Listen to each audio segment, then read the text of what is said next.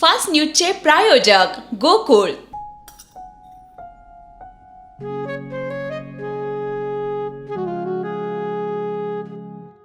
बाबा, आज येताना बासुंदी घेऊन या ना.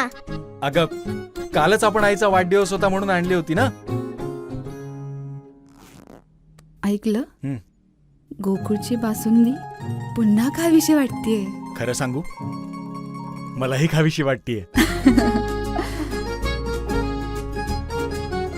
पुन्हा पुन्हा खावीशी वाटणारी गोकुळ बासुंदी.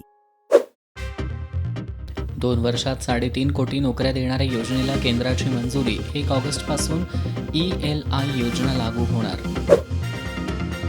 हिमाचल प्रदेशात ढगफुटी सदृश्य पावसामुळे हाहाकार. महाराष्ट्रातील पर्यटकही अडकल्याची माहिती. पावसाळी अधिवेशनाच्या दुसऱ्या दिवशी विधानसभेत मोठा गदारोळ. नाना पटोलेंचे दिवसभरासाठी निलंबन. धुळ्यात काँग्रेसला धक्का. माजी आमदार कुणाल पाटील यांचा भाजपमध्ये प्रवेश.